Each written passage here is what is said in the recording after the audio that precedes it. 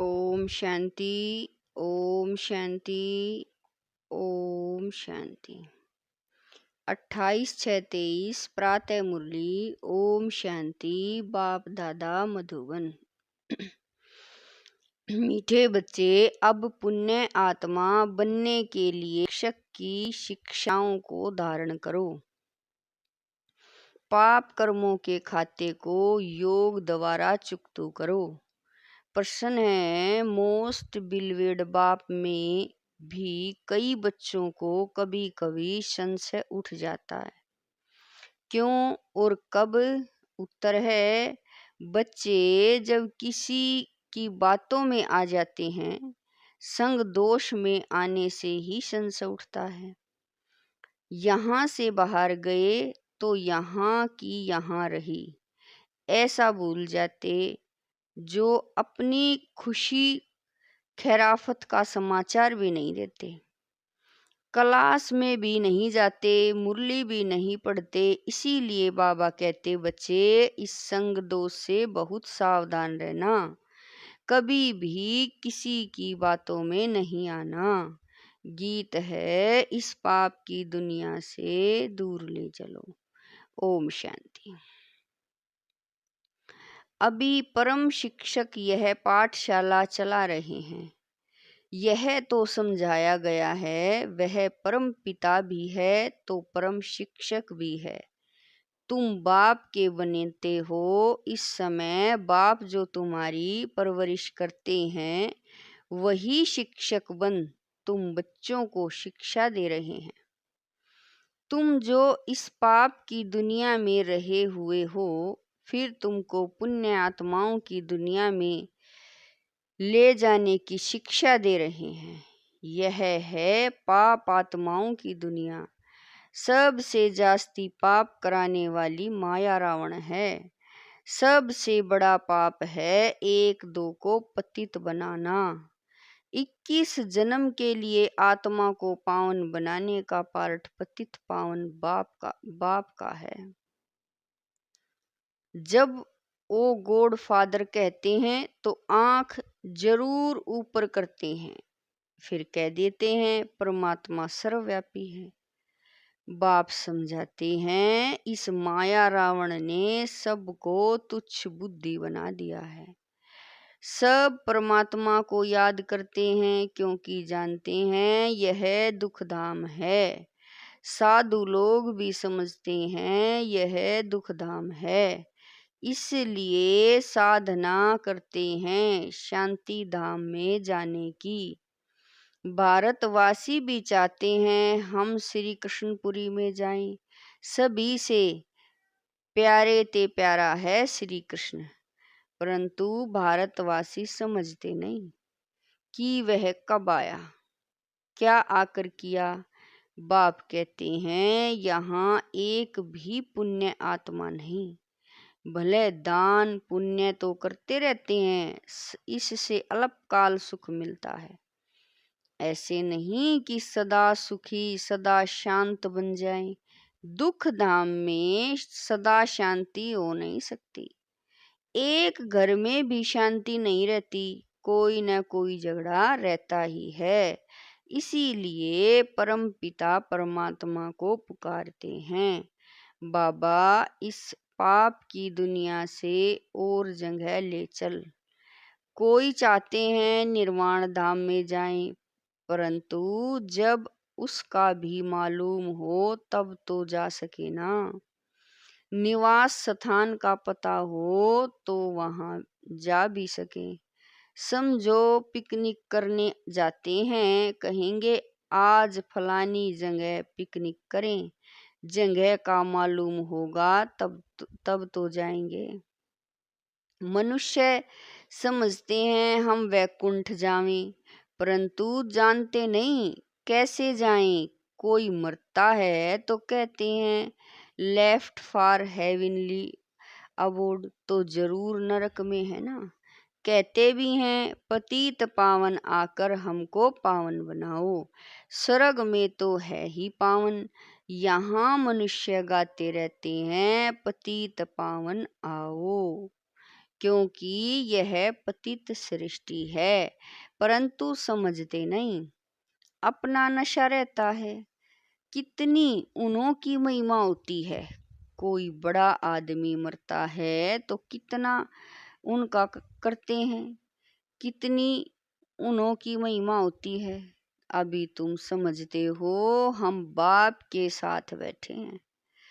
वह सबसे ऊंचे ते ऊंच परम पिता परमात्मा है। फिर सेकंड नंबर में ब्रह्मा है। वह रूहानी पिता, यह जिस्मानी पिता। बाप दादा दोनों इकट्ठे हैं। बाबा कहते हैं यह दुख की दुनिया है ना, बाप आए हैं सुख धाम बनाने। इस समय टीचर के रूप में बैठे हैं, फिर ले जाएंगे साथ में। तो तुम बच्चों को अब लायक बना रहे हैं। सभी को ले तो जरूर जाऊंगा। तुम जानते हो, हम आत्माएं निर्वाण धाम में रहती हैं। आत्मा जब शरीर से अलग शांत है तो राजाई नहीं कर सकती। राजाई करनी है शरीर के साथ। पहले तो जरूर स्वीट होम जाना पड़े, तो जरूर स्वीट बाबा चाहिए। बाप समझाते हैं, हे भारतवासियों, मेरा जन्म भी भारत में ही होता है। मैं आया ही हूँ, भारत में हूँ। तुमको यह भी पता नहीं है कि बाप पहले कब आए थे। आकर भारत को बेगर से प्रिंस बनाया था। तुम मेरी जयंती मनाते हो, शिवरात्रि मनाते हो ना। फिर होती है श्री कृष्ण जयंती।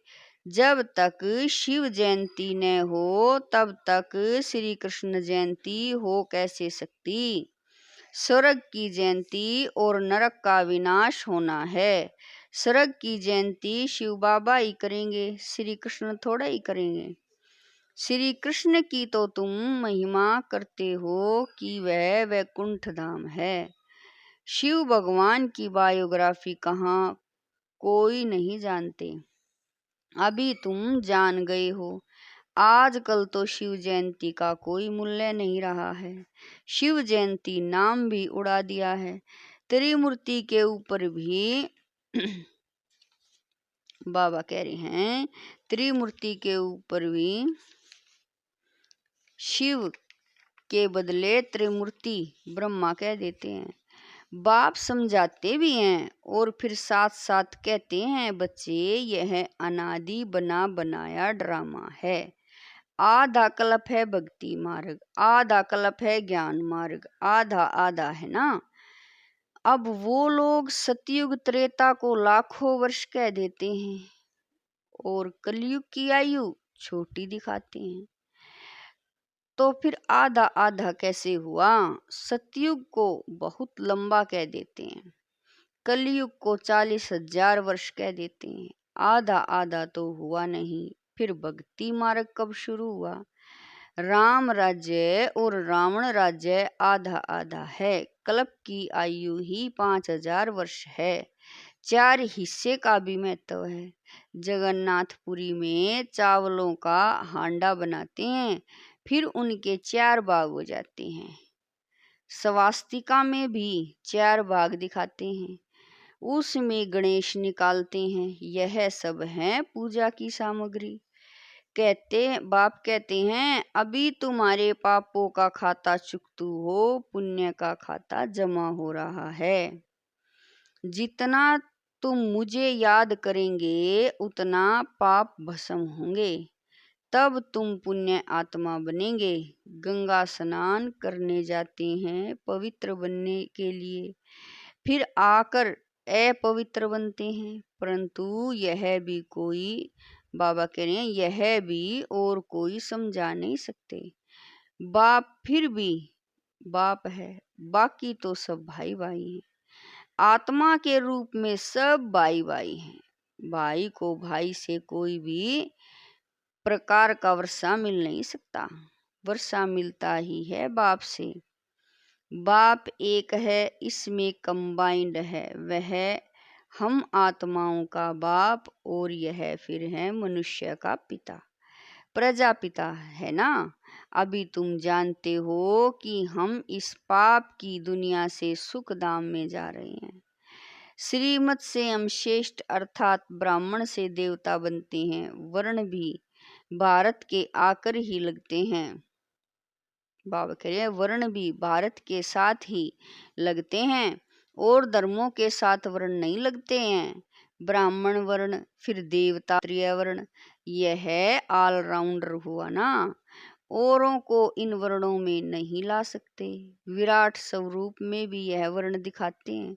ब्राह्मण वर्ण ही ईश्वरीय वर्ण है, जिसमें तुम आकर बाप के बच्चे बनते हो। प्रजापिता ब्रह्मा के बच्चे तुम भी के हो। जैसे क्राइस्ट क्रिश्चियन का जिस्मानी बाप हुआ, रूहानी बाप सभी का एक ही है। वह निराकार बाप आकर साकार शरीर का लोन लेते हैं। श्री कृष्ण की खड़ाऊ आदि रख पूजा करेंगे। शिव बाबा कहते हैं मेरे तो न चरण है न खड़ाऊ पहनता हूँ। हम आत्माओं को अपने चरणों पर कैसे झुकाऊंगा। बाप जानते हैं बच्चे बहुत थके हुए हैं।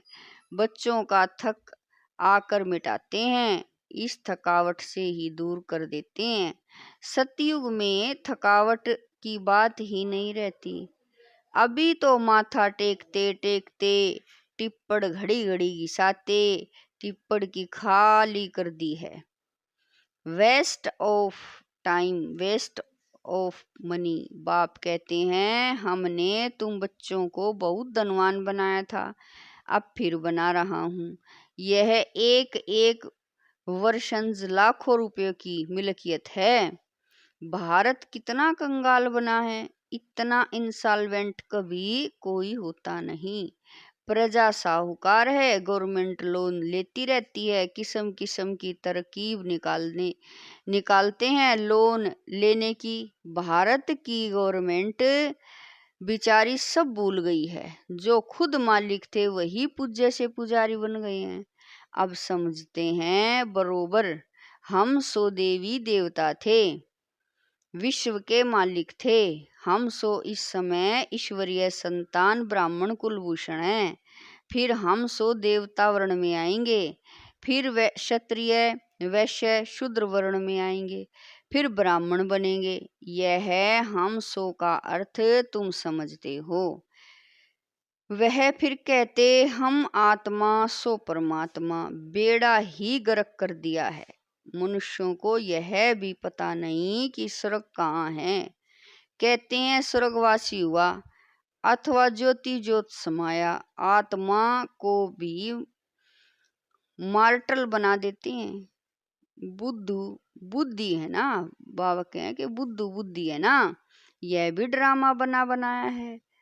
यह लड़ाई शुरू हो जाएगी, फिर बहुत त्राही त्राही करना पड़ेगा। यह सीन भी ब्राह्मण बच्चे ही देखेंगे, सो भी जो पक्के सर्विसेबल बच्चे होंगे। साक्षात्कार भी पहाड़ी से होता है। तुमने नाटक देखा होगा कैसे विनाश होता है। आग लग रही है, मूसलाधार बरसात पड़ रही है, अनाज नहीं मिलता। कहते हैं शंकर के आंख खोलने से विनाश हो जाता है। यह तो गायन है, इसमें आंख खोलने की तो कोई बात ही नहीं। यह तो ड्रामा की बावी है। बाप आकर नई दुनिया बनाते हैं। अब दुनिया बदल रही है, तुम नई दुनिया के लिए पुरुषार्थ कर रहे हो। फिर भी माया कितनी दुस्तर है। ऐसे बाप के बनकर फिर छोड़ देते हैं, जाकर बदनामी करते हैं। बड़े अच्छे अच्छे बच्चे थे, आज है नहीं। बिलवेड बाप या बिलवेड पति होता है तो हफ्ते हफ्ते पत्र जरूर लिखते हैं। बच्चा बाप को पत्र लिखते हैं खुश खैराफत का। यहाँ से जाते हैं तो माया एकदम नाक से पकड़ लेती है। धनवान है तो माया बड़ा जोर से थप्पड़ मारती है। गरीब को इतना नहीं। बाबा नाम नहीं लेते हैं। बाप दादा पास आए कितनी सेवा की, कोई ने कुछ बोला, संशय आया, खल्लास, न चिट्ठी न क्लास में जाना, खत्म हो जाते हैं। जैसे गर्भ में बच्चे को सजा मिलती है, कहते हैं फिर हम जेल बर्ड नहीं बनेंगे, हमको बाहर निकालो। फिर बाहर आने से संग दोष में आ जाते हैं। बाबा कह रही हैं कि वहाँ की वहाँ रही, वैसे ही यहाँ से घर में गए खल्लास, यहाँ की यहाँ रही। यहाँ तो बड़ा मजा आता है, यहाँ तो कोई मित्र संबंधी आदि है नहीं। शूद्र कुल में गए और बाबा कह रहे हैं माया घसीट लेती है। माया तुम बड़ी जबरदस्त हो, जो तुम मेरे को याद करना भुला देती हो, ज्ञान भी भूल जाते हैं। अभी वही बाप टीचर बनकर पढ़ा रहे हैं। मनुष्य भगवान को ही धर्मराज समझते हैं, कहते हैं भगवान ही सुख दुख देते हैं, दुख माना सजा। बाप कहते हैं मैं दुख नहीं देता हूँ। एक तो रावण तुमको दुख देते हैं, दूसरा फिर गर्भ जेल में धर्मराज तुमको सजा देते हैं। जो पाप किए हैं उनका साक्षात्कार करा देते हैं। सतयुग में तो गर्भ महल होता है, अथवा क्षीर सागर को दिखाते हैं। क्षीर सागर में श्री कृष्ण अंगूठा चूसते मजे में पीपल के पत्ते पर बैठा है, वह है गर्भ सागर। द्वापर कलयुग में गर्भ जेल रहता है, अंदर पापों की बहुत सजा मिलती है। माया का राज्य है ना, 63 जन्म गर्भ जेल में जाना पड़ता है। फिर वहाँ गर्भ महल में 21 जन्म बड़े आराम से रहते हैं। कोई पाप होते नहीं जो त्राही त्राही करनी पड़े। तो यह तुमको बाप टीचर सतगुरु समझा रहे हैं। तुम समझते हो हम भी बुद्धू थे, अभी समझदार बन रहे हैं। जब मनुष्य पतित बन पड़ते हैं तब बाप एक ही बार आकर पावन बनाते हैं। अभी तुम बच्चे सौदर्शन चक्रधारी बने हो, वह चक्र का अर्थ थोड़े ही जानते हैं।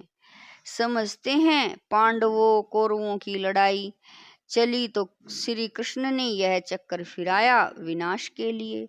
आदि आदि बहुत ही दंत कथाएं लिख दी हैं।